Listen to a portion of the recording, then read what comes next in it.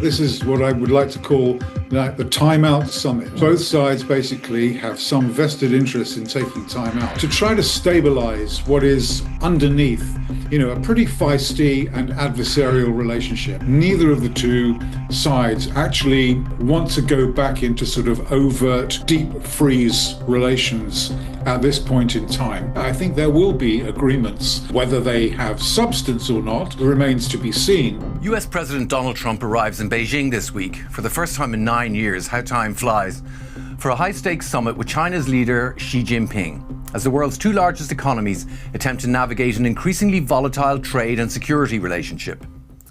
The US delegation reportedly wants to secure what they're calling the 5Bs, that sell more Boeings, beef and soybeans, and then create a board of investment and a board of trade. And these are aimed at separating economic issues from broader security tensions. Meanwhile, from Beijing's side, they see US export controls on advanced chips and AI tech as a major strategic threat. And Beijing is expected to push for looser restrictions and wider access to the American market for Chinese exports. The meeting comes amid slowing global growth, conflict in the Gulf region, supply chain uncertainty, and burgeoning tensions between Washington and Beijing. Now, with the global economy on edge, can the two sides de-escalate tensions, or is deeper economic decoupling now inevitable? Well, here to talk us through all of this is independent economist and author George Magnus. Thanks for joining us, George. Thanks, David. So let's kick off with the 5Bs. I'm intrigued by these and what you make of them. I mean, the Board of Trade and Board of Investment, and the man does love boards. He's got boards, peace boards, all kinds of boards. Could creating economic boards maybe help stabilise ties, or what's your take on them? Listening to your intro there, what kind of struck me really is that this is what I would like to call the timeout summit. It's both sides basically have some vested interest in taking time out to try to stabilize what is underneath, a pretty feisty and adversarial relationship, and it's always going to be for the foreseeable future. But I do think that because I think both sides do have a vested interest in trying to stabilize the relationship for different reasons that are relevant to them at home. I think we should welcome this. Détente and dialogue are better than war, kind of talk and stuff like that. So it's kind of partially good news. It's the expectations are pretty modest and for good reason. But some of these trade arrangements and deals which are being talked about, as you say, the 5Bs. The products themselves obviously will help Donald Trump ahead of the November elections if he can announce, big export orders for soybeans, Boeing and beef and so on. And the Board of Trade, I'm not sure about the Board of Investment. I think that's something which is ahead of its time. But the Board of Trade could be a sort of an institutionalized way of governing a fraction, not all, but a fraction of US-China trade, which would be better than random, comments on Truth Social and so on and so forth. So, it has a purpose, I think. Yeah. So I suppose it's an effort to sort of separate economics and national security. And for some time, it's looked like that's quite a task. I guess Trump is going into this in that he does need a win, doesn't he? What else do you think Trump wants from these talks? Well, I do think, let's look at the backdrop. His approval rating in the United States is lower than at any time, not just in this, but also his previous administration as well. There are these crucial midterms coming up in November, which seems like a long way away, but economics kind of takes a little bit of time to have effects. And of course, he would like, I'm not sure he will get, but he would like China to pressure Iran to try to, obviously, end the war, reopen the Straits of Hormuz and so on. To a degree, I think China has some interest in kind of fulfilling some kind of role there. And actually, the Iranian and Chinese foreign ministers met in Beijing last week. But I don't think the Chinese would want to give a hostage to fortune by helping Trump out too much, because they kind of quite like the fact that America is discomfited and out of sorts by being drawn into military engagement in the Gulf and taking resources away from the South China Sea. Yeah, there was that headline in The Economist, I think, the other day, were saying, don't interrupt your enemy when he's making a mistake. So looking then at China, and it's doing what it always does, isn't it? It's sort of just basically very little information. We're dealing with, we have to kind of second guess, I suppose, what China is thinking. But what do you think China wants from these talks? Well, obviously there's no problem about approval ratings in China. And so the same kind of issues that might be affecting the sort of political sense for the US administration won't apply. But, outside of the tech sector, which I think China probably feels very confident about at the moment, the rest of the economy, which is like 85 to 90% of it, is not doing that well. I think that there are two reasons really why I think Xi Jinping would like to kind of pause a little bit, recalibrate, try to get, the nation's act together, around stabilizing property and some of the other things which are dragging the rest of China's economy back or holding it back. And then, of course, we forget easily that only, a few weeks ago, the Chinese Communist Party at the National People's Congress announced the details of the 15th five-year plan.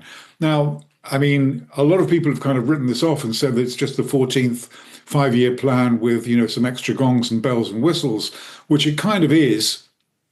But also, what the Chinese government is trying to do is they say it's building a modern industrial system, which sounds pretty vanilla, but actually it's really much more than industrial policy. It's building an entire kind of industrial ecosystem from, commodities and raw materials all the way out to digital services, through supply chains and all that sort of thing. So this is a huge undertaking that the government of China is kind of involved in. And I think they too would actually like to have a period of stability during which they can focus their attentions on getting the plan off to a good start. It's interesting, isn't it? There's been a lot of talk in the run-up to the summit about who holds the upper hand going into the summit. Do you think that, the narrative seems to be that China has the upper hand, but then again, it does create its own narrative. And the economic situation, for example, in China that you mentioned shows that maybe it isn't quite as powerful going into these talks. Do you think, who do you think holds the upper hand? Yeah, I think that's a kind of a good way of kind of framing the discussion, really. Clearly, there are reasons why China may be feeling quite smug. One, they stood up to the United States last year, resisted the tariff, what they would regard as the tariff onslaught, which has obviously kind of come back a little bit, it's reverted subsequently. And of course, in the United States, we don't really know fully what the legal position is going to be and when renewals might be sought and so on. So they'll be smug about having stood up to the United States. Whether they pay attention to things like the Pew survey of international opinion in, 35 countries or whatever it is, but for the first time in 20 years, the margin of approval of China over the United States, albeit slim and low, it is something that's quite new. So they'll be certainly rather grateful about that. And of course, 23, 24 foreign leaders, including the German Chancellor, have been to Beijing since 2025, all looking to ostensibly looking for commercial deals and to hedge their international relations, while the Americans have gotten themselves, bogged down in the Middle East. So, yeah, I think from that point of view, if that's what we want to call the upper hand, I'd say that, Xi Jinping probably feels pretty confident about sitting down with the US president and, feeling very comfortable in his position. Whether that actually amounts to a winning hand or an upper hand, I'm not really sure, because there are things which obviously the Chinese want from America, which you alluded to before, including the change of language over Taiwan. They want the relaxation of export controls on chips and chip making equipment. They want to be able to do more foreign direct investment in the United States. These things may not come as easily as Beijing would like. You mentioned tariffs there, and in October last year, we saw how the US and China reached a trade agreement that cut tariffs on Chinese goods and secured, excuse me, US access to critical minerals. But still, Chinese exports to the US continue to fall, and they fell by 11% year on year in the early part of this year. Do you think China is happy to keep diversifying into other markets, like we've seen it going into the EU, into Southeast Asia, flooding the markets with Chinese goods? So do you think it's happy to keep diversifying, or do you think that it getting back into the US market is a priority for China?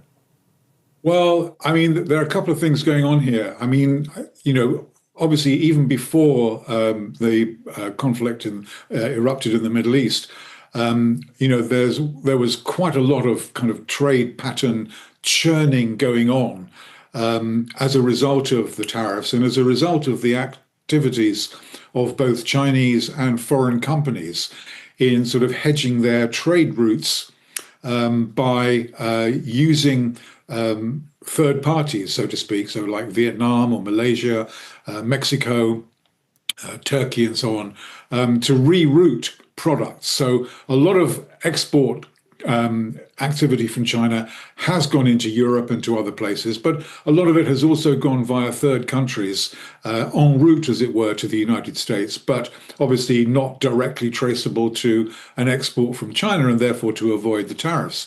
The Iranian kind of conflict has obviously given this a bit of a turbocharge because all the strength, or a lot of the strength that we've seen in Chinese exports in the early months of 2026 has really been about, electric related and climate change related, solar panels, wind turbines, EVs and so on. So stuff that actually is kind of diversifying away from fossil fuels, which of course China is ideally situated to exploit. So you've got a couple of things going on here. I mean, I'm not sure whether the Chinese are particularly, overly bothered about what the bilateral relationship with the United States is in terms of the actual levels of directly exchanged exports and imports, other than, of course, the tariffs on those products are much higher than they are in relation to other countries, provided that, they can continue to reroute exports through other ways. But I think ideally they would like those tariffs to come all the way back down again. Right. He's traveling there with a sort of a gaggle of tech bros and oligarchs. Are multinational companies still betting on China, do you think, or are they accelerating diversification elsewhere? I think it's a mixed picture, to be honest. I mean, you hear all sorts of stories about German car companies, international pharmaceutical companies, which obviously are, British, German, French, American, looking at China and saying that, we have to be there, we have to take part or participate in, where all the research and the design and the, or not research and design, research and development is taking place. So I think multinationals are probably suitably, or some of them are certainly suitably wary about a presence in China, which has become, it's always a bit kind of ambivalent. Sometimes it's red carpet, sometimes it's quite hostile. Yeah, I mean, I don't really, in the sort of business surveys that you get from, say, the American and European chambers of commerce, for example, there is this kind of skepticism about presence in China, but there are always a number of very, very well-known brands and global household names of companies that actually keep saying, they have to be in China and they need to be there to participate in the growth and development of these industries. And from a business point of view, you can see why that might be the case. So Say at the end of the week when we have to sort of gather our thoughts on this visit, what do you think the markets would view as a successful outcome from this summit? I mean, anything that really, purports to be agreement, consensus. I mean, it's a pretty low bar, Clifford, but I think that actually counts as, as a win, because the alternative, excuse me, because the alternative would be, a breakup of the meeting, bad relations, no handshakes, disagreement over Taiwan, disagreement over Iran, no meeting of minds about AI regulation, all the kind of negatives that you could quite easily conjure up from a failed summit meeting, I think would be taken pretty badly. So anything that isn't that, I think, will count as a win. So are you expecting them to find some kind of deal? Will we get something cosmetic? Will we get, or do you think, I mean, also because Trump wants Xi to come back to DC at some point. Do you think that they'll hold off until that? Because that's obviously going to be his big showcase. What do you think will be the outcome? Yeah, well, potentially there's the return visit to the United States. Plus, at the end of the year, you've got the APEC summit in Shenzhen, and you've got the G20 summit in Miami. So there are potentially, 4 occasions this year for the two leaders to get together. I mean, my sense is, going back to what I said at the beginning about a timeout summit, is that neither of the two sides actually want to go back into sort of overt, deep freeze relations at this point in time.